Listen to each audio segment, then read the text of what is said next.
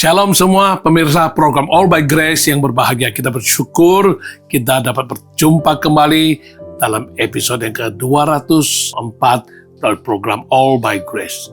Mari kita berdoa sebelum kita mulai. Bapa Surgawi, kami bersyukur untuk hari ini kami boleh berjumpa kembali dalam episode ke-204 dari program All by Grace yang telah Engkau adakan, pimpin hingga saat ini. Kami mohon kasih karunia-Mu, pertolongan-Mu, urapan-Mu atas hamba-Mu dan semua yang mendengar, dan biar kami dan semua yang menyaksikan acara ini, biar kami semua boleh bersama-sama diberkati Tuhan dalam segala aspek kehidupan kami, dan hidup rohani kami boleh bertumbuh ke level yang lebih meningkat lagi. Kiranya Tuhan Kau menyertai kami, dan kami kembalikan segala kemuliaan hanya bagi nama-Mu. Di dalam nama Tuhan Yesus, kami bersyukur, kami berdoa. Haleluya, amin.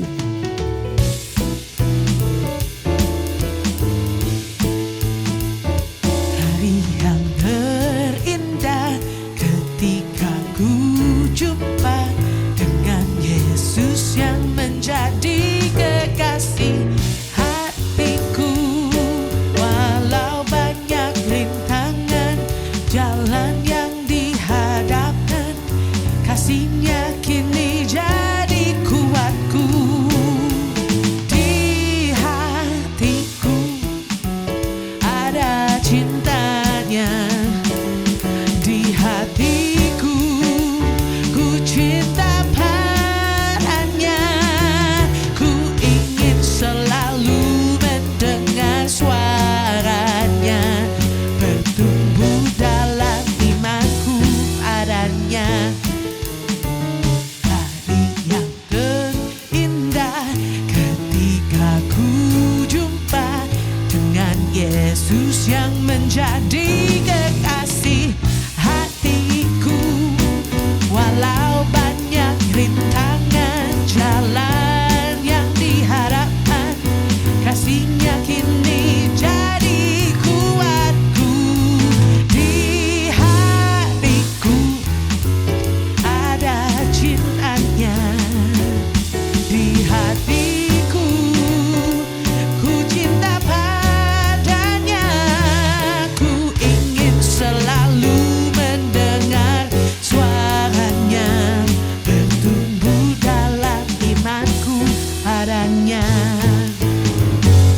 bertumbuh dalam imanku padanya, bertumbuh dalam imanku padanya.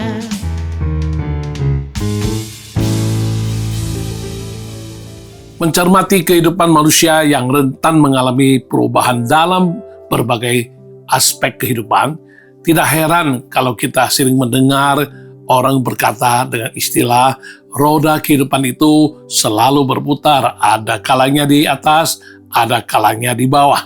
Demikianlah kenyataan hidup manusia di dunia ini yang penuh dengan dinamika. Ada saatnya di mana kita menikmati sukacita, keberhasilan, dan berkat Tuhan yang melimpah, usaha yang berjalan dengan lancar, baik, dan berkembang, rumah tangga yang bahagia, anak-anak yang penurut, kondisi ekonomi yang stabil, kesehatan yang prima, dan lain sebagainya. Namun ada saatnya juga kita bisa menghadapi kesulitan, masalah, tantangan, kegagalan, ada rasa sakit atau kemalangan menimpa kita. Memang tidak ada orang yang ingin ditimpa oleh kemalangan. Tidak ada orang yang ingin disakiti dan menderita. Tetapi seringkali kemalangan tidak bisa ditolak walaupun sudah berusaha dengan segala cara apapun juga. Seorang wanita muda cantik menjadi korban kejahatan suaminya.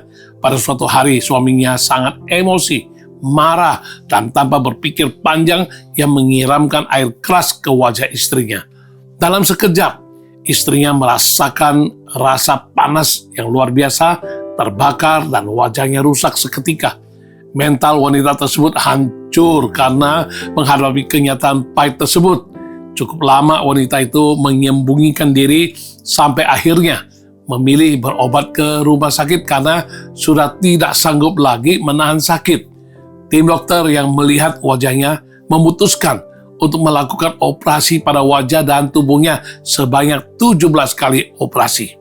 Begitu banyak kesakitan, penderitaan, pengorbanan, dan dana yang harus dikeluarkan agar dapat pulih kembali dan hidup kembali normal seperti sebelumnya. Operasi demi operasi dilakukan dan dia ikuti, dia jalani dengan penuh harapan agar hidup dan wajahnya dapat kembali menjadi lebih baik lagi, menjadi normal. Tentu tak pernah terbayangkan oleh wanita itu, apalagi menginginkan kemalangan yang sedemikian terjadi pada hidupnya. Tidak pernah ia menyangka suaminya yang dicintainya tega menyiramkan air keras ke wajahnya sehingga membuatnya sangat menderita. Ia juga tidak pernah terbayang bahwa dirinya harus menjalani operasi yang beresiko tinggi sebanyak 17 kali, membutuhkan biaya yang tidak sedikit, yang boleh dikatakan selangit, menimbulkan rasa sakit yang teramat sangat. Setiap orang bisa mengalami kemalangan, karena kemalangan tidak memilih orang, tempat, dan waktu. Siapa saja, kapan saja, dan di mana saja, setiap kita bisa mengalaminya. Ada yang mengalami penganiayaan seperti yang dikemukakan di atas. Ada juga yang mengalami kehilangan segala sesuatu miliknya akibat peperangan atau bencana alam. Ada pula yang usahanya bangkrut dan harus menanggung hutang yang selangit karena tertipu oleh rekan bisnis. Ada juga yang sejak muda harus kehilangan orang tua dan ia terpaksa berhenti sekolah demi mencari nafkah bagi adik-adiknya, dan masih banyak lagi kisah pilu dan malang lainnya. Begitu banyak dari mereka menjadi putus asa. Bahkan tak sedikit yang harus berakhir dengan bunuh diri karena tidak tahan menghadapi kemalangan hidup yang sedemikian berat.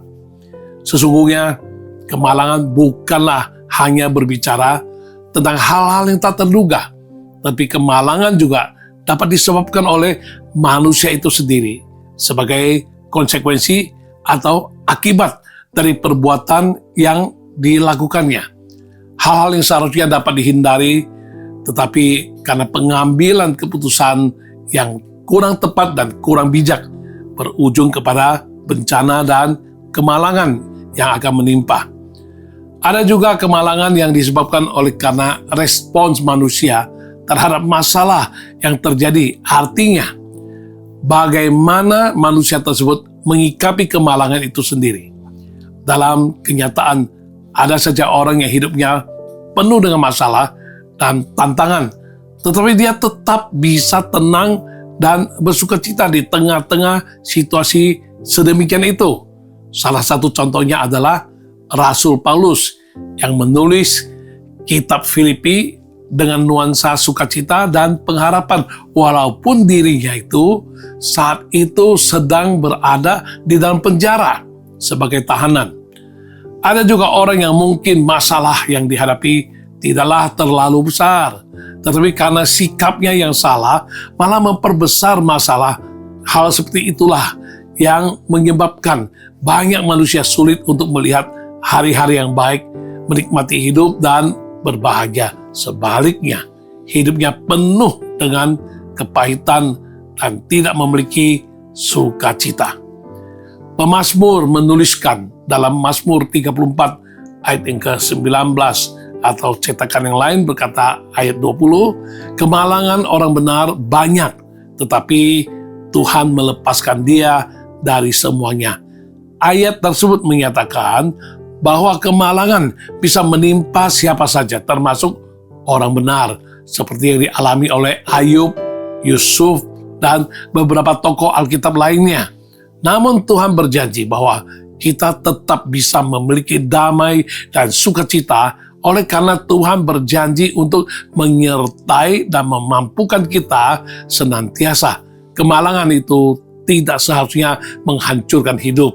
Sebaliknya, akan membuat hidup kita semakin dewasa, bangkit kembali untuk menjalani sebuah kehidupan yang berbeda. Hal ini tergantung dari bagaimana sikap dan pilihan manusia tersebut saat menghadapi atau mengalaminya. Tema program All by Grace episode kali ini adalah kemalangan.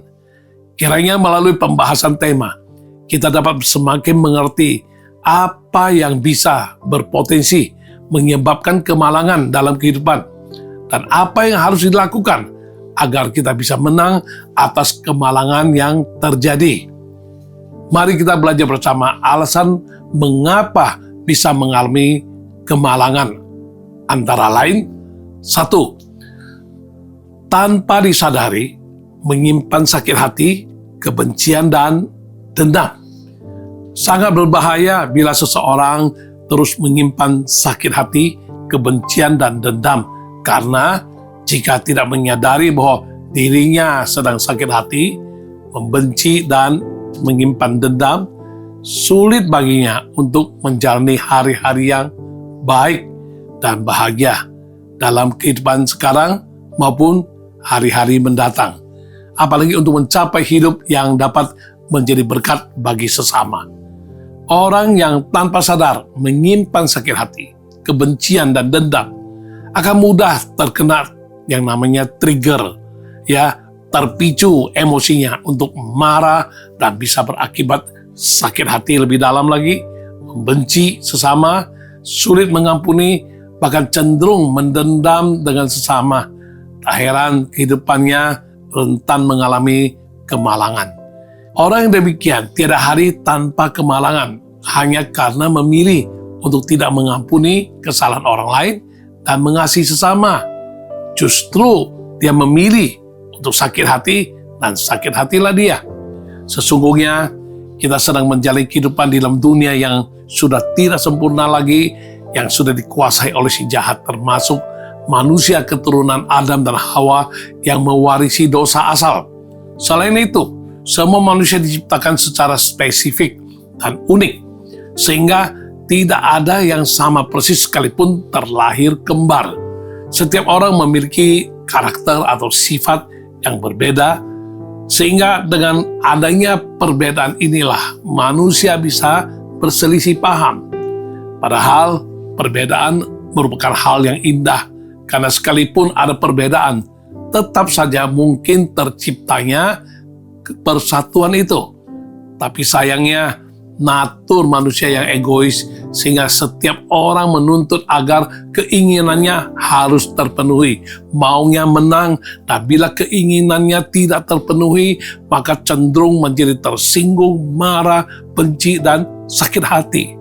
Selain itu, dalam menjalani kehidupan ini, terdapat banyak kejadian, peristiwa, ataupun pengalaman yang mengecewakan, bahkan menyakitkan yang dapat berakibat timbulnya sakit hati dan kepahitan yang amat sangat mendalam. Mungkin ada orang tua pernah berbuat salah di masa lalu, mengakibatkan sakit hati dan kenangan buruk tersimpan oleh anaknya hingga sekarang. Tanpa disadari hal itu cenderung menjadi penghalang untuk membangun hubungan yang akrab, yang harmonis, dan hubungan yang indah dalam kehidupan keluarga. Mungkin ada juga saudara yang dipercaya ternyata mengecewakan, mengkhianati lagi, dan mengakibatkan kita harus menjalani pengalaman pahit yang amat sangat di dalam kehidupan ini. Sahabat yang dikira akan dapat menjadi teman sepenanggungan, malah sebaliknya meninggalkan kita dan lebih memilih pergaulan dengan teman barunya yang lain. Bahkan ada juga orang-orang yang kita nilai sebagai orang baik, orang-orang rohani sekalipun. Ternyata mereka juga menyakiti hati dan integritas hidupnya tidak sesuai dengan ekspektasi kita. Tentu kita semua pernah mendengar atau membaca kisah tentang Kain dan Habel di dalam Alkitab. Mereka adalah anak-anak dari Adam dan Hawa. Mereka memiliki profesi yang berbeda, Kain sebagai petani dan Habel sebagai gembala kambing domba. Suatu hari mereka berdua bersama-sama memberikan persembahan kepada Tuhan.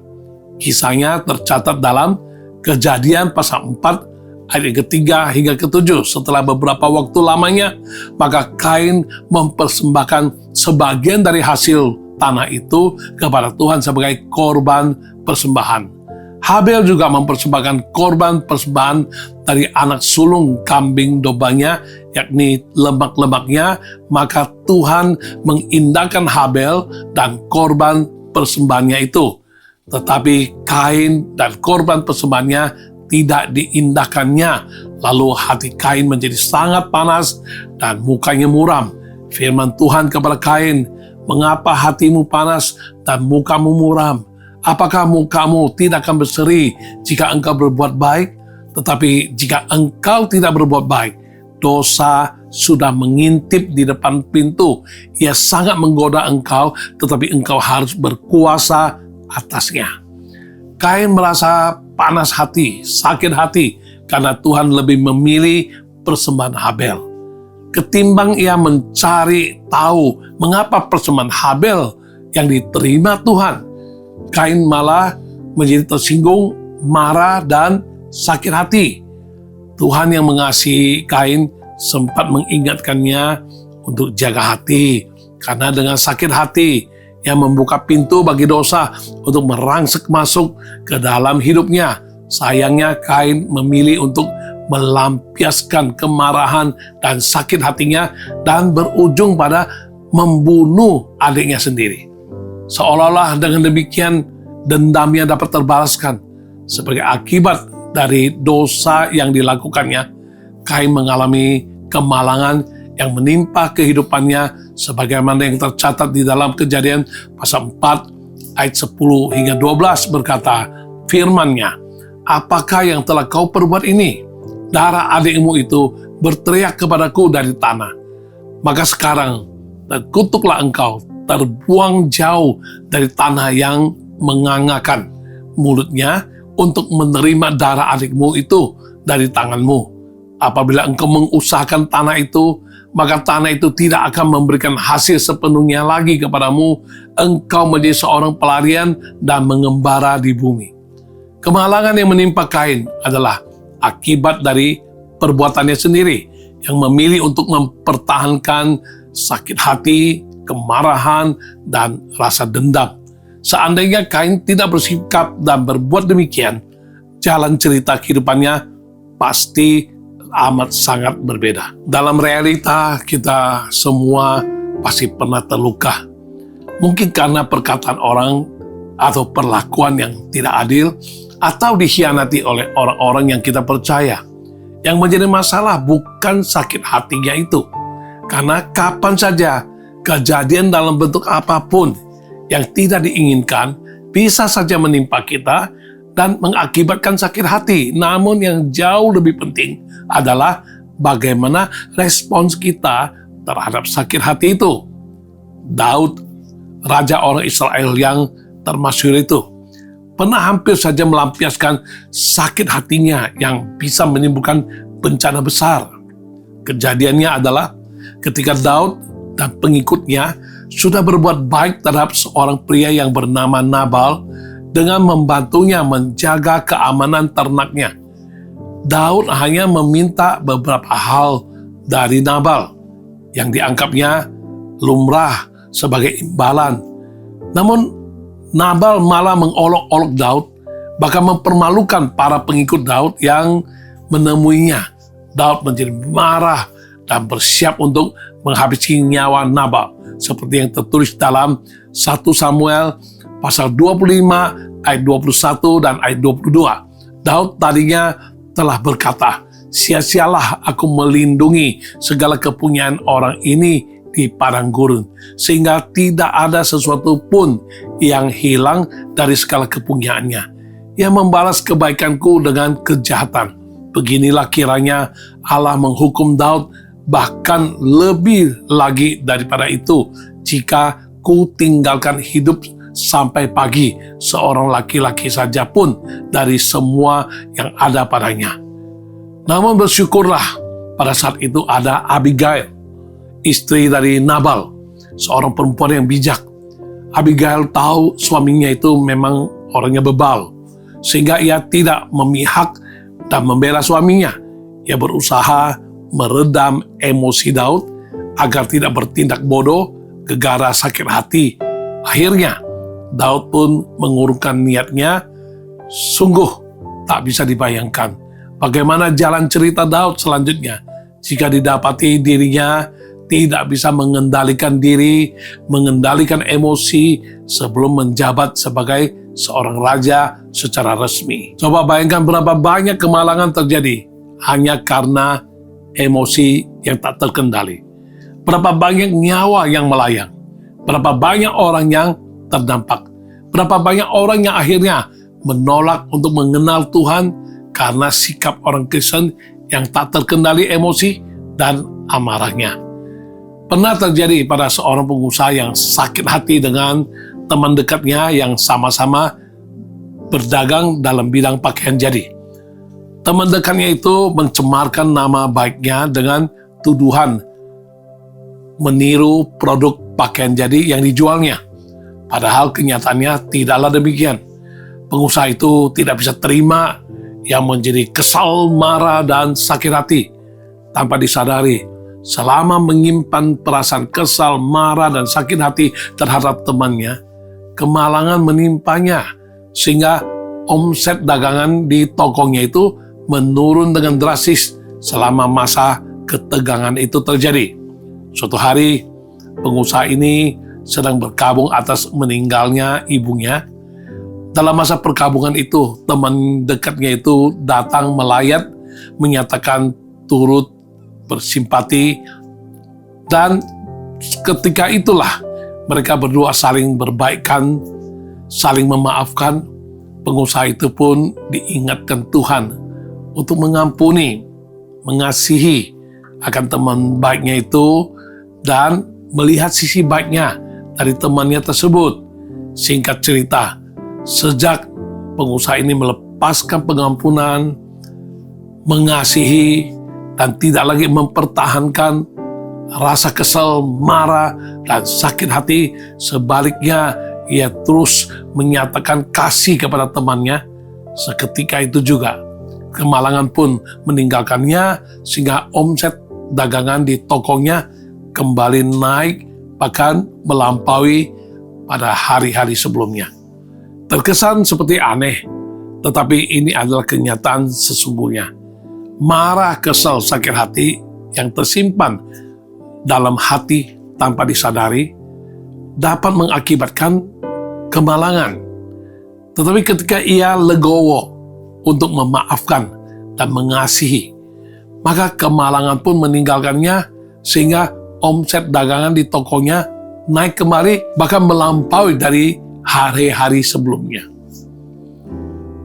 Emosi, sakit hati, marah, benci, dendam yang dipendam itu ibarat sampah yang disimpan. Tidak hanya menimbulkan bau yang tidak sedap dan mengganggu kenyamanan, bahkan merupakan sarang penyakit. Kita harus segera membuang sampah itu agar tidak semakin menambah kepusingan dan ancaman rasa bau yang berujung kepada kemalangan dalam berbagai segi yang sebenarnya itu kita bisa hindari. Mungkin beberapa dari kita sudah bisa menebak dan menjawab. Jadi jalan keluarnya, aku harus mengampuni. Segampang itukah? Enak saja. Orang sudah membuat hidupku sengsara, terus enak-enak saja mereka terima pengampunan dariku. Harusnya mereka kena batunya dahulu, biar tahu rasa. Ya, pernah pengalaman seorang pemuda waktu masih naik motor, ketika dia turun dari motornya, tanpa disangka di belakang ada orang. Dan saat kakinya mengayun turun, pas mengenai seorang pria yang sedang berjalan kaki. Langsung orang itu sontak menjadi marah, emosi, dan pemuda yang naik motor itu sudah minta maaf. Tapi orang yang terkena tendangan kakinya itu berkata, enak aja, coba kau yang kena ku tendang, apa cuman maaf selesai. Lalu dia tampar si pemuda yang naik motor tersebut. Itulah kenyataan hidup.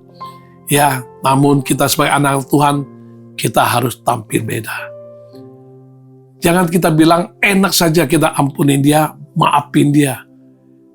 Berapa kali kita harus mengampuni? Berapa kali kita harus memaafkan? Belajarlah dari ajaran Tuhan Yesus. 7 kali 70 kali. Artinya, kita harus mengampuni dengan sempurna. Apakah ada jaminan bahwa kita akan bahagia dengan menyimpan dendam dan membalas? Tak seorang pun yang menyimpan sampah dalam hati akan merasa aman, damai, dan tenang. Seorang pria bercerita tentang temannya yang sedang main ke rumahnya. Permasalahan utama saya dari dulu adalah amarah yang tak terkendali. Rasanya seperti kalau sudah melampiaskan amarah, baru saya puas. Memang kenyataannya saya puas saat itu, tapi hati saya malah dipenuhi semakin banyak amarah yang harus saya lampiaskan. Emosi menjadi semakin tak terkendali, sehingga hampir setiap malam saya tidak bisa tidur karenanya. Suatu kali, ia sudah lelah dengan lingkaran setan demikian, sehingga ia memutuskan untuk mengakhirinya. Ia datang ke hadapan Tuhan dan mendengar suara yang diyakininya adalah suara Tuhan yang meminta dirinya untuk menemui seseorang pria yang dulu pernah memukulnya. Dan ia harus mengampuni dan mengasihi pria itu. Awalnya ia tidak terima, ia tidak rela, tetapi karena ingin mengalami kelepasan atau kemerdekaan yang sejati, ia pun menghubungi pria tersebut dan mengampuninya dengan tulus hati. Malam harinya, ia langsung bisa tidur dengan pulas setelah sekian tahun tak pernah bisa tidur dengan nyenyak. Daripada kita sibuk memikirkan bagaimana caranya membalas dendam yang sudah pasti tidak akan mendatangkan kebaikan, mengapa kita tidak meluangkan waktu untuk mengoreksi diri? Adakah andilku dalam masalah ini? Jangan-jangan malah ini semua terjadi karena kesalahanku. Sudah seharusnya kita berdoa sebagaimana Daud berdoa dalam Mazmur 139 ayat 23 dan 24. Selidikilah aku ya Allah, dan kenallah hatiku. Ujilah aku dan kenallah pikiran-pikiranku. Lihatlah apakah jalanku serong, dan tuntunlah aku di jalan yang kekal. Daripada melemparkan kesalahan kepada orang lain, marilah kita duduk tenang dan minta Tuhan singkapkan kepada kita. Apakah ada hal-hal yang harus kita ubah?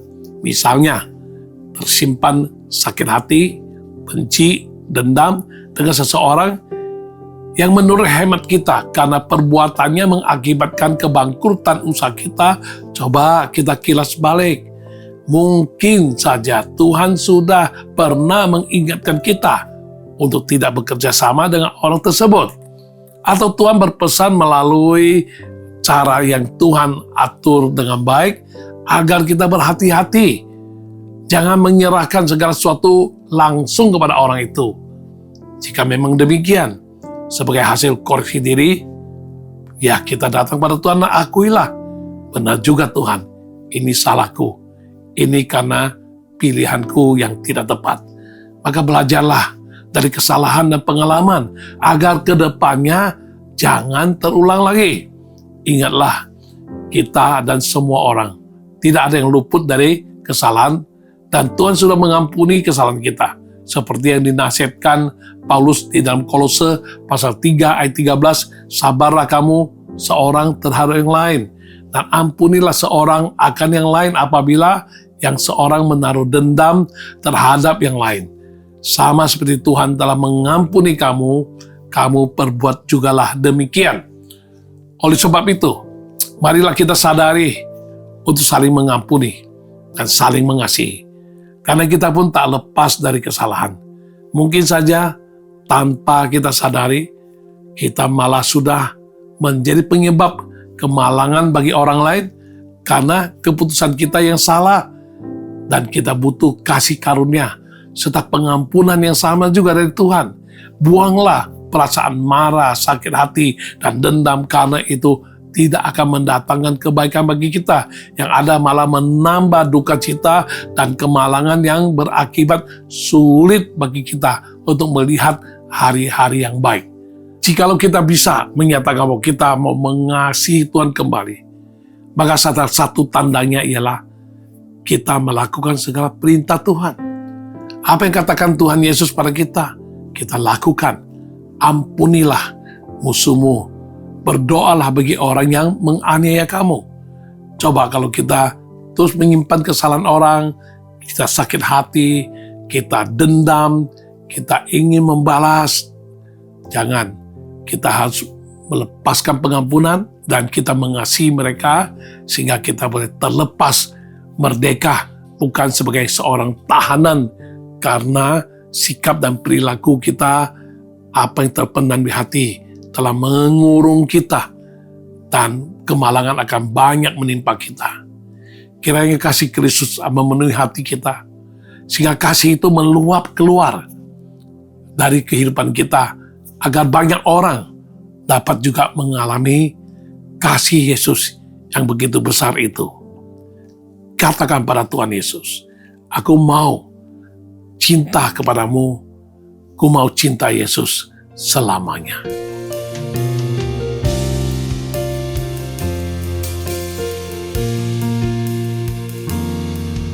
Ku mau cinta Yesus selamanya.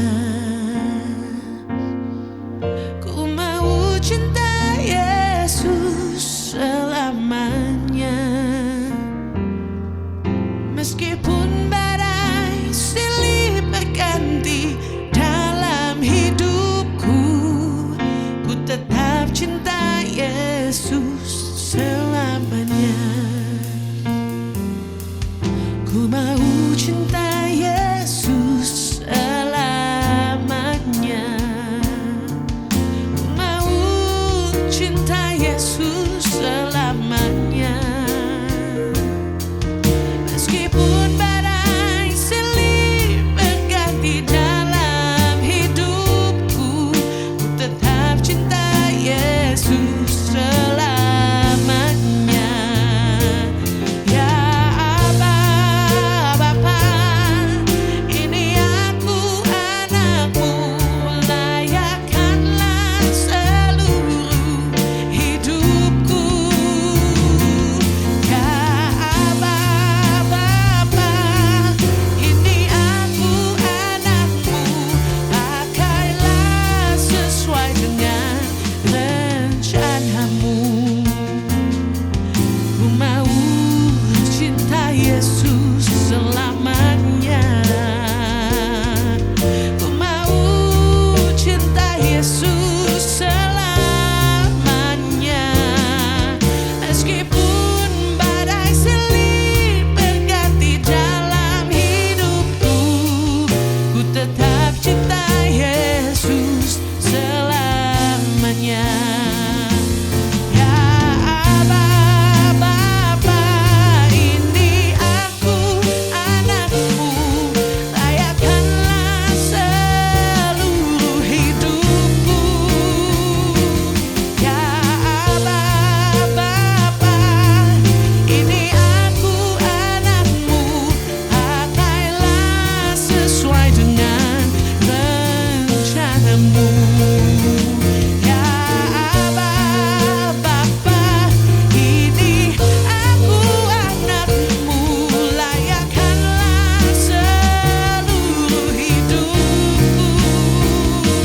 Ya Aba, Bapa, ini aku anakmu, pakailah sesuai dengan rencanamu.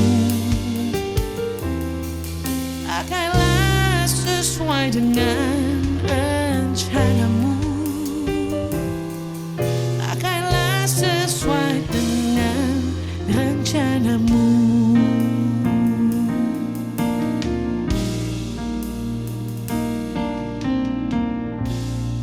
Alasan kedua mengapa kita mengalami kemalangan adalah karena hati terbutakan oleh banyak hal. Kemalangan dapat menimpa orang yang hatinya terbutakan oleh banyak hal, antara lain iri hati, suka membanding-bandingkan diri dengan orang lain, selalu ingin menyamai, bahkan ingin melampaui orang lain, tidak mengerti menjadi dirinya sendiri, sering bersungut-sungut, kecewa bukan hanya terhadap manusia, baik orang sekitar atau keluarga, bahkan akhirnya terhadap Tuhan juga. Padahal Tuhanlah yang sanggup memberkati, menolong, dan yang sanggup membuat jalan di saat tiada jalan. Maka tidak heran hidup orang yang demikian penuh dengan kemalangan, karena akibat dari pilihan sendiri untuk hidup demikian. Bukan Tuhan yang memilihkan baginya, melainkan karena tidak mau buka hati, memberikan ruang bagi Tuhan untuk berkarya dengan leluasa dan menolong memampukan kita. Dalam sebuah cerita anak-anak yang terkenal, ada seorang anak perempuan yang terlahir dengan warna rambut berwarna merah menyala. Membuatnya tampak mencolok sekali dan sering dijadikan bahan tertawa dan dibuli orang. Ia kesal dengan warna rambutnya dan iri dengan rambut temannya yang berwarna bagus. Salah satunya adalah teman baiknya yang memiliki rambut hitam pekat dan tebal. Ia terus berpikir bagaimana caranya agar rambutnya bisa berubah warna. Suatu kali saat sedang duduk di teras rumahnya, seorang pedagang kelontong keliling sedang lewat. Anak itu mengobrol dengan pedagang tersebut dan dilihatnya pedagang itu juga menjual obat pewarna rambut di antara barang-barang yang dijual. Ia membeli obat rambut tersebut dengan harga yang cukup mahal, pasti dengan harapan bahwa rambutnya akan berubah menjadi warna hitam. Ia langsung menggunakan sebotol penuh obat tersebut hanya untuk mendapati rambutnya bukan berubah menjadi warna hitam, sebaliknya menjadi warna hijau yang menyeramkan dan menjadi kasar seperti sapu. Ia harus menanggung resikonya. Rambutnya segera dipotong menjadi pendek sekali dan warna hijaunya dibiarkan pudar secara alami. Kejadian ini membuatnya harus semakin menanggung malu saat bertemu dengan teman-temannya di sekolah. Salah satu sifat dasar manusia adalah tidak pernah puas, selalu menginginkan lebih dari apa yang sudah dimiliki. Godaan inilah yang membuat nenek moyang manusia jatuh ke dalam dosa, yaitu bagaimana Hawa dipengaruhi oleh iblis atau Lucifer, yang sebelumnya adalah malaikat yang berada di surga, yang dibuang karena merasa tidak puas dengan apa yang sudah dimilikinya dan ingin menyamai Tuhan. Hawa pun tertipu dengan merasa mengapa Tuhan menahan sesuatu darinya. Ia ingin semua yang ada di dalam Taman Eden, termasuk buah dari pohon pengetahuan yang baik dan yang jahat. Sejak itulah rasa tidak puas itu menyusup ke dalam hidup manusia, apalagi ditambah dengan semakin berkembangnya zaman dan kemajuan teknologi. Banyak hal bisa diperoleh hanya dengan mengakses secara cepat. Membeli barang pun bisa melalui toko online di berbagai platform. Lalu kita juga bisa melihat kehidupan orang lain, baik yang kita kenal atau yang tidak kita kenal sekalipun. Mirisnya, semakin majunya teknologi, justru tingkat kebahagiaan manusia semakin menurun. Dan banyak orang yang hidup dalam depresi serta tertekan. Bukankah dengan berbagai kemudahan dalam kehidupan seharusnya membuat manusia semakin efisien dan semakin bahagia? Kenyataannya tidaklah demikian. Keinginan manusia justru semakin tak terbendung. Hati manusia semakin sulit terpuaskan ketika melihat orang lain di sosial media, baik melalui Instagram atau TikTok. Mulailah saling membandingkan diri satu sama yang lain. Dan biasanya saat membandingkan diri dengan orang lain, semua orang selalu sama. Selalu merasa dirinya ada saja sesuatu yang kurang. Sesungguhnya iri hati adalah dosa tersembunyi di dalam hati yang bisa menggerogoti hidup manusia, melucuti segala rasa syukur dan sukacita. Sering merasa kurang baik hidupnya bila dibandingkan dengan hidup orang lain. Iri hati dapat membuat hidup menjadi merana, susah, dan sengsara, padahal dirinya tidak dalam kondisi kekurangan. Iri hati dapat menjerat seseorang ke dalam dosa yang dapat menghancurkan hidupnya. Mari kita ambil contoh dalam firman Tuhan, yaitu tentang Raja Saul, raja pertama bangsa Israel. Ia yang sebelumnya dianggap sebagai seorang pahlawan, kerap dipuji dan dipuja oleh rakyatnya. Namun semuanya itu terusik sejak munculnya Daud, seorang remaja muda yang mulai ramai dibicarakan orang sejak keberaniannya dan keberhasilannya membunuh Goliat, raksasa Filistin itu. Hal ini tercatat di dalam kitab 1 Samuel pasal 18 ayat 6 hingga ayat 9. Di situ dikatakan, tetapi pada waktu mereka pulang, ketika Daud kembali sesudah mengalahkan orang Filistin itu, keluarlah orang-orang perempuan dari segala kota Israel menyongsong Raja Saul sambil menyanyi dan menari-nari dengan memukul rebana, dengan bersukaria dan dengan membunyikan gerincing. Dan perempuan yang menari-nari itu menyanyi berbalas-balasan, katanya, Saul mengalahkan beribu-ribu musuh, tetapi Daud berlaksa-laksa. Lalu bangkitlah amarah Saul dengan sangat, dan perkataan itu menyebalkan hatinya, sebab pikirnya, kepada Daud diperhitungkan mereka berlaksa-laksa, tetapi kepadaku diperhitungkan beribu-ribu. Akhir-akhirnya jabatan raja itu pun jatuh kepadanya. Sejak hari itu, maka Saul selalu mendengki Daud. Iri hati dari Raja Saul yang tidak dibereskan mengakibatkan dirinya merasa insecure dan membuatnya berusaha berkali-kali untuk membunuh Daud, dan hidupnya tidak pernah tenang. Selain Saul, kita juga lihat bagaimana saudara-saudara dari Yusuf yang iri dengan perlakuan sang ayah yang nampak pilih kasih. Mereka ramai-ramai bersekongkol untuk membuat hidup Yusuf sengsara. Mereka membuangnya ke dalam sumur, lalu menjual adik mereka itu untuk menjadi seorang budak. Sungguh sangat bahaya jika sikap demikian tidak dibereskan segera.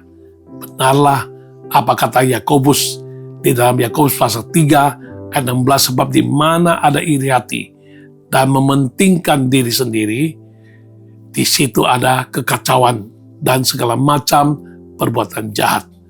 Dalam Yakobus pasal 4 ayat 1 hingga 3, dari manakah datangnya sengketa dan pertengkaran di antara kamu? Bukankah datangnya dari hawa nafsumu yang saling berjuang di dalam tubuhmu? Kamu mengingini sesuatu, tetapi kamu tidak memperolehnya. Lalu kamu membunuh, kamu iri hati, tetapi kamu tidak mencapai tujuanmu. Lalu kamu bertengkar dan kamu berkelahi, kamu tidak memperoleh apa-apa karena kamu tidak berdoa. Atau kamu berdoa juga, tetapi kamu tidak menerima apa-apa karena kamu salah berdoa. Sebab yang kamu minta itu hendak kamu habiskan untuk memuaskan hawa nafsumu. Ini juga sejalan dengan apa yang dinasihatkan Rasul Paulus dalam 1 Timotius pasal 6 ayat 7 hingga 10. Sebab kita tidak membawa sesuatu apa ke dalam dunia, dan kita pun tidak dapat membawa apa-apa keluar. Asal ada makanan dan pakaian cukuplah. Tetapi mereka yang ingin kaya terjatuh dalam pencobaan, ke dalam jerat, dan ke dalam berbagai-bagai nafsu yang hampa dan yang mencelakakan, yang menenggelamkan manusia ke dalam keruntuhan dan kebinasaan. Karena akar segala kejahatan ialah cinta uang. Sebab oleh memburu uanglah beberapa orang telah menyimpang dari iman dan menyiksa dirinya dengan berbagai-bagai duka. Tak sedikit orang yang jatuh dalam korupsi demi memenuhi keinginan hidup yang tak pernah ada habisnya. Ada juga orang-orang yang terjerat hutang pinjol karena ingin menaikkan level gaya hidupnya agar bisa menyamai, kalau perlu bisa melebihi orang lain. Mereka rindu untuk diberkati, tetapi karakter dan mental mereka belum siap, sehingga mereka berusaha mempercepat proses penerimaan berkat dengan cara-cara yang tidak sesuai kebenaran firman Tuhan. Bisa jadi sementara tampak terpenuhi banyak keinginannya, tetapi tindakan sedemikian tidak akan berujung baik. Sebaliknya, hidup menjadi terjerat dosa dengan segala akibat atau konsekuensinya. Dia akan hilang ketenangan, rasa aman pun sirna, hidup jadi penuh dengan kesedihan dan penuh dengan kemalangan. Ada seseorang yang karena memiliki keinginan berlebihan untuk menjadi sama atau melebihi orang lain, orang tersebut akhirnya jatuh dalam kemalangan sekalipun ia adalah seorang yang sudah aktif di gereja, cinta Tuhan, melayani Tuhan, dan bahkan dipercayakan untuk menjadi seorang pemimpin di dalam sebuah gereja. Karena dia dikelilingi oleh orang-orang yang berada alias orang kaya, yang merasa dirinya sebagai pemimpin harus bisa membuktikan bahwa dirinya itu adalah orang yang sudah diberkati Tuhan juga. Tidak terkesan hanya omong kosong saja. Ia pun memaksakan diri untuk mengikuti gaya hidup orang-orang yang ada di sekitarnya, yaitu orang-orang kaya, seolah-olah ia dapat menyamai dan bisa bersaing. Seringkali ia mengajak teman-temannya makan di restoran mewah, bahkan menunjukkan dirinya memiliki banyak kartu kredit. Namun sayangnya, belakangan baru ketahuan bahwa ia memiliki banyak hutang dengan bank yang memberikan kartu kredit kepadanya. Akhirnya hutangnya menumpuk dan sangat banyak dan tidak mampu lagi membayarnya. Ditambah lagi kredit bank untuk usahanya yang sudah berstatus kredit macet. Akhirnya, ia harus menerima kenyataan. Dia harus mengalami kebangkrutan. Rumah, toko, semua disita oleh bank. Rumah tangganya hancur. Pasangan hidupnya meninggalkannya. Hidupnya benar-benar sangat miris. Hanya demi keinginan agar dapat menyamai, dapat bersaing, dan demi gaya hidup.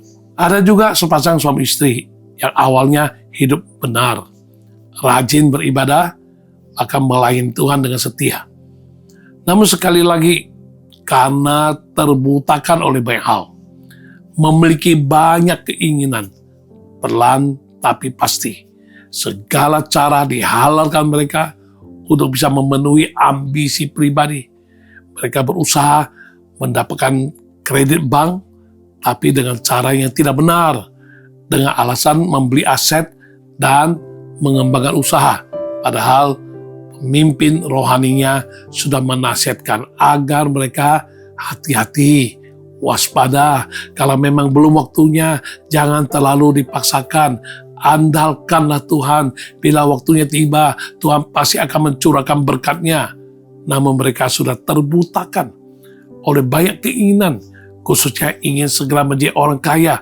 Akhirnya keadaan dan pengelolaan keuangannya tidak bisa lebih daripada sekedar gali lubang, tutup lubang, istilah orang. Dan berujung usahanya mengalami kebangkrutan. Bahkan lebih miris adalah mereka sampai harus berurusan panjang dengan pihak yang berwajib. Tuhan sangat ingin anak-anaknya itu mengalami hidup yang diberkati, penuh dengan damai, sukacita, dan kebahagiaan. Namun definisi bahagia yang dimaksud Tuhan biasanya berbeda dengan apa yang manusia pikirkan. Kita sering berpikir bahagia itu berarti memperoleh segala sesuatu yang kita inginkan. Seolah-olah Tuhan wajib menjawab doa kita sebagaimana yang kita inginkan. Yang ujung-ujungnya, semua harus sesuai keinginan kita. Sungguh tidak bisa dibayangkan bencana dan kemalangan apa dan bagaimana yang akan terjadi jika keinginan semua orang percaya harus dipenuhi seperti apa yang diingininya. Itulah mengapa Rasul Yohanes menuliskan dalam 1 Yohanes pasal 2 ayat 16 dan 17, sebab semua yang ada di dalam dunia, yaitu keinginan daging dan keinginan mata, serta keangkuhan hidup, bukanlah berasal dari Bapa, melainkan dari dunia. Dan dunia ini sedang lenyap dengan keinginannya, tetapi orang yang melakukan kehendak Allah tetap hidup selama-lamanya. Tindakan dan kehidupan yang dijalani setiap orang akan selalu mengikuti fokus hidupnya. Jika kita fokusnya hanya untuk bersaing, berkompetisi, menyamai, apalagi ingin melebihi orang lain, maka tindakan kita pun akan mengikutinya. Berbagai cara akan kita halalkan demi bisa memperoleh apa yang kita fokuskan, yang kita inginkan. Jika fokus hidup kita hanya kepada apa yang belum dimiliki, apalagi kepada yang orang lain miliki, sangat mungkin akan membutakan kita terhadap begitu banyak berkat Tuhan yang telah tercurah di dalam kehidupan kita. Jika kita mau hitung-hitung, selalu ada saja berkat Tuhan di dalam kehidupan kita. Walaupun seringkali dalam hal-hal kecil dan sederhana, sehingga kita cenderung mengabaikannya, tertutup oleh hal-hal yang besar yang kita inginkan. Dengan belajar bersyukur atas apa yang sudah ada pada kita, akan membuat kita terhindar dari jerat ketidakpuasan. Hidup kita pun akan lebih berbahagia karena kita tahu semua dalam dunia ini, apapun yang kita miliki, itu hanyalah sementara. Suatu saat, kita akan meninggalkan semuanya itu di dunia ini. Tidak ada satupun harta benda yang dapat kita bawa ke surga. Janganlah sampai kita mengalami kemalangan ganda, malang di bumi. Surga pun tidak kita masuki. Yesus sudah memperingatkan kita di dalam Lukas 9 ayat 25 berkata, apa gunanya seorang memperoleh seluruh dunia, tetapi ia membinasakan atau merugikan dirinya sendiri? Kesulitan apa yang sedang terjadi dalam kehidupan kita saat ini? Mintalah kepada Tuhan untuk menyelidiki hati kita, apa sebenarnya penyebab dari semua kesulitan yang kita hadapi. Mungkinkah itu karena kita mengingini sesuatu lalu kita terjebak dalam hutang? Atau adakah hubungan yang retak karena masing-masing pihak saling bersaing? Jangan permasalahkan siapa yang benar dan siapa yang salah. Bagaimanapun itu, kita harus mengakui kesalahan kita di hadapan Tuhan. Jangan lagi membela diri, apalagi menyalahkan orang lain dan menyalahkan Tuhan. Bukalah hati kita bagi Tuhan, agar Dia bisa berkarya dengan leluasa, dan Dia melepaskan kita, membebaskan kita, memperbaharui kita, dan memulihkan hidup kita.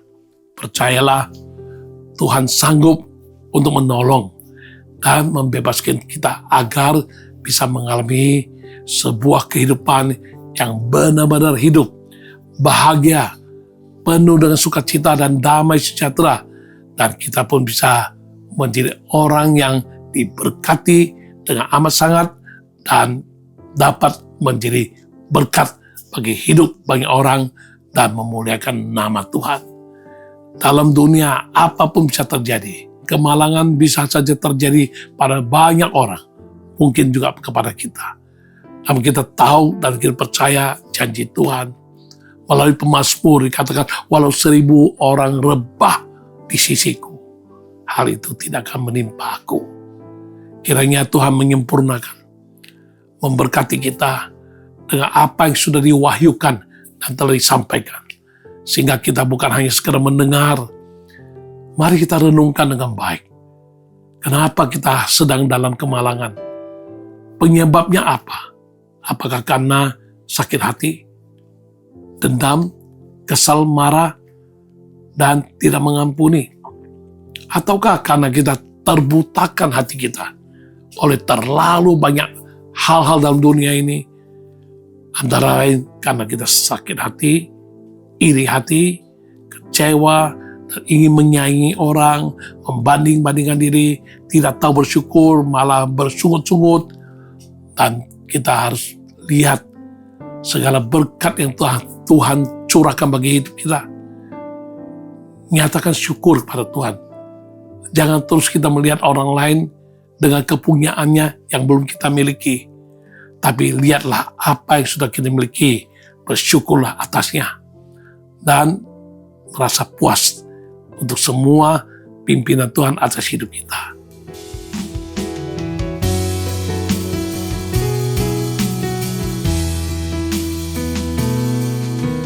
Tiada pernah ku ragukan kasih setiamu ya Tuhan. Setiap waktu dalam hidupku tak pernah kau tinggalkan. Meski langit tampak suram, awan gelap pun menghadang. Hadapi badai, lewati gelombang, tak pernah kau tinggalkan diriku.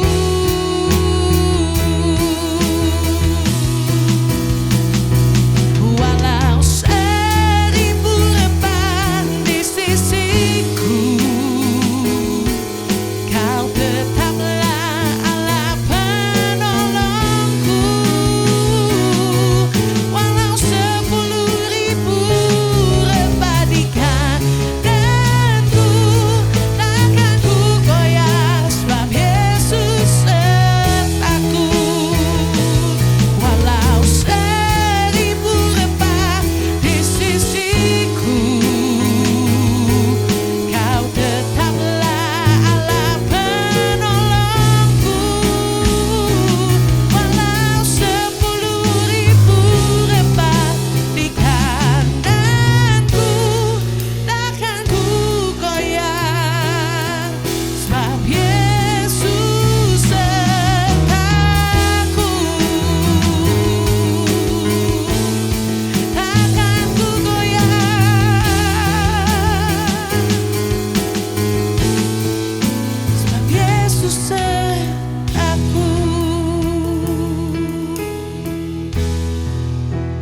Mari kita berdoa bersama-sama. Kami bersyukur Tuhan untuk pewahyuan-Mu, untuk kebenaran-Mu yang tidak pernah salah. Tolong kami Tuhan, jika saat ini kami sedang dalam kehidupan yang dipenuhi kemalangan, ajar kami untuk koreksi diri. Dan tolong kami Tuhan, supaya boleh menghindarkan diri dari kemalangan-kemalangan yang mungkin saja bisa menimpa siapapun. Tolong kami Tuhan mengerti untuk tidak mau sakit hati, marah, dan dendam. Melainkan kami mau mengampuni dan mengasihi lebih terhadap sesama, bahkan terhadap musuh sekalipun. Lebih dari itu Tuhan, tolong kami Tuhan supaya mata hati kami tidak terbutakan oleh banyak hal.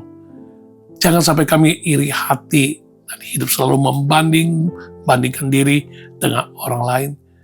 Kami harus sadar, kami harus jadi diri kami, sebagaimana kami telah Tuhan pimpin dan Tuhan tentukan demikian.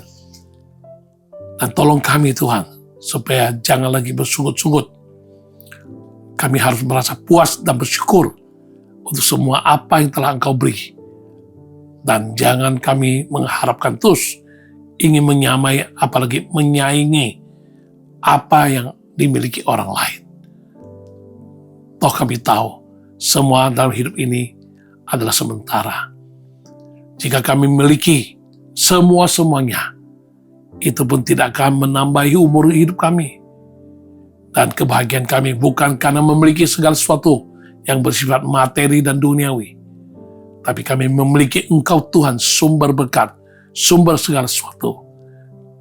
Bahkan yang menjamin, bukan hanya untuk hidup di dalam dunia ini, bahkan menjamin hidup di alam baka, di dalam kekekalan, hidup yang kekal, hidup yang sejati di dalam Dikau. Terima kasih Tuhan, sempurnakan semua yang kami dengar, dan tolong kami renung kembali, dan kami siap untuk mengaplikasikannya dalam kehidupan kami. Terpuji nama-Mu Tuhan. Dalam nama Tuhan Yesus, kami bersyukur, kami berdoa. Haleluya.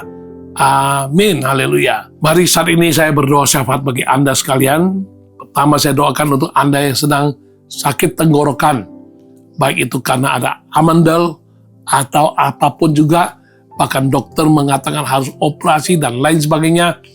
Dan engkau terima pimpinan Tuhan yang terbaik bagimu. Kalau Tuhan mau langsung sembuhkan engkau, saat ini Tuhan sembuhkan. Kalau Tuhan mau memimpinmu untuk melalui tangan dokter, lakukanlah. Biar Tuhan pimpin semuanya lancar dan amandelmu bisa diangkat, maka tenggorokanmu boleh sembuh.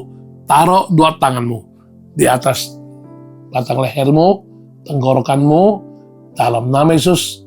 Tenggorokan yang sakit sembuh dalam nama Yesus. Dalam nama Yesus, amandel, bahkan yang ada bisul dan bernanah, dalam nama Yesus, bisul dan nanahnya kempes dan hilang dalam nama Yesus.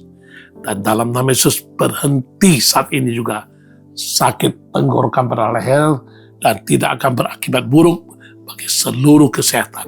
Di dalam nama Tuhan Yesus, kami bersyukur, berdoa, terima berkat-Mu, kesembuhan terjadi. Haleluya, kemuliaan bagi nama Yesus. Haleluya, amin. Kalau tidak tahu sebabnya, tapi sekali engkau mau coba gerakan jarimu, kenapa kaku tidak bisa bergerak lagi? Ya, khususnya jari kanan, jari telunjuk, jari tengah, dua-duanya tidak bisa bergerak. Saat ini berdoa, apapun penyebabnya tidak masalah bagi Tuhan, tidak ada mustahil. Dalam nama Yesus, jari kanannya, telunjuk dan jari tengah, dalam nama Yesus Tuhan sembuhkan. Coba gerakan dalam nama Yesus, bisa gerak sekarang dengan leluasa, tidak sakit, tidak kaku lagi. Dalam nama Yesus sembuh. Yesus sembuhkan. Dalam nama Tuhan Yesus sembuh. Haleluya. Amin. Anda yang kena namanya tensi darah tinggi, tekanan darah tinggi. Ayo, taruh dua tangan di dadamu. Dalam nama Yesus Tuhan turunkan tekanan darahnya menjadi normal. Di dalam nama Tuhan Yesus jadi normal. Tekanan darah normal dalam nama Tuhan Yesus, dan tolong dia Tuhan mengerti bagaimana mengendalikan diri dan menguasai diri dengan baik dalam hal makan, emosi, dan pikiran. Dan tekanan darahnya boleh normal, sehat, dan tidak lagi terganggu tensi tinggi. Dalam nama Yesus kami terima kesembuhan. Haleluya. Amin. Haleluya. Anda yang sakit gigi geraham kananmu saat ini sedang bengkak, sakit, tumpang tangan. Dalam nama Yesus, dalam nama Tuhan Yesus, haleluya. Sakit giginya sembuh. Geraham kanan yang sakit saat ini sembuh. Berhenti sakitnya. Dalam nama Tuhan Yesus, jadilah sembuh. Yesus sembuhkan. Tuhan Yesus sembuhkan. Jadilah sembuh. Yesus sembuhkan. Haleluya. Amin. Ya, Anda khawatir, jangannya aku kena COVID, sekarang demam, batuk-batuk, melihat gejala simptom-simptom yang ada, sepertinya COVID yang jenis baru, varian baru sedang menimpaku, dan lain sebagainya. Terserah Anda mau tes antigen atau tidak, terserah. Namun bagaimanapun kita berdoa, taruh dua tangan di dadamu dalam nama Yesus. Kekhawatiran terkena COVID, dalam nama Yesus Tuhan angkat. Walaupun simptom-simptomnya menyerupai apa yang dikatakan tentang varian baru COVID tersebut, namun kami percaya demamnya saat ini sembuh, turun, batuk-batuknya sembuh, tenggorokannya tidak sakit, dan ketakutan terkena serangan COVID, semuanya Tuhan angkat, dan dalam nama Yesus jadi sembuh, dan jadi sembuh. Haleluya, Yesus sembuhkan. Amin. Ya, suami istri pas menyaksikan acara ini, kalian berdua rindu, sudah belasan tahun menanti buah hati untuk mendapatkan keturunan, mendapat anak. Sekarang suami istri pegangan tangan, kita berdoa, minta Tuhan berkasih karunia, mengaruniakan kepada kalian punya keturunan. Segera, sempurna, tanpa penundaan. Dalam nama Yesus, Tuhan, lihat suami istri yang merindukan punya anak Tuhan. Belasan tahun mereka menanti, namun Tuhan saat ini mereka masih belum mengalami, dan kami percaya habis doa ini, mereka boleh melihat kemuliaan Tuhan dinyatakan. Segera sempurna Tuhan karuniakan anak kepada pasangan ini di dalam nama Yesus. Bagi kami yang percaya, kami akan melihat kemuliaan Tuhan dinyatakan, karunia Tuhan diberikan, dan mujizat terjadi. Mustahil bagi manusia, tidak ada yang mustahil bagi Engkau Tuhan. Dalam nama Tuhan Yesus, kami berdoa, terima berkat-Mu untuk bisa mempunyai anak dengan segera. Dalam nama Yesus, haleluya, amin. Oke, kita bawa semua permasalahan, keperluan, kerinduan, pergumulan doa, kita bawa kepada Tuhan, kita sehati sama-sama mendukung iman Anda, doa, melihat kemuliaan Tuhan dinyatakan. Taruh dua tangan di dadamu, kemukakan kerinduanmu kepada Tuhan dalam nama Yesus. Semua pemirsa dengan segala kebutuhan, kerinduan, pergumulan hidup, dan bahan-bahan doa yang mereka sudah panjatkan. Saat ini kami sehati berdoa. Mari Tuhan nyatakan kemuliaan-Mu. Engkau berjanji di dunia ada dua orang sepakat minta apapun Engkau berikan. Kami berdoa dalam nama Yesus sesuai dengan janji-Mu.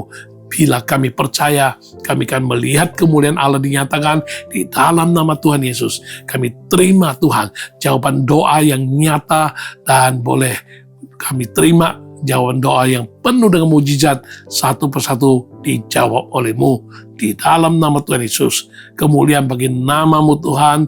Terima kasih Tuhan, terpuji nama-Mu Tuhan. Kami bersyukur untuk pimpinan-Mu sejak awal, pertengahan hingga pada akhirnya.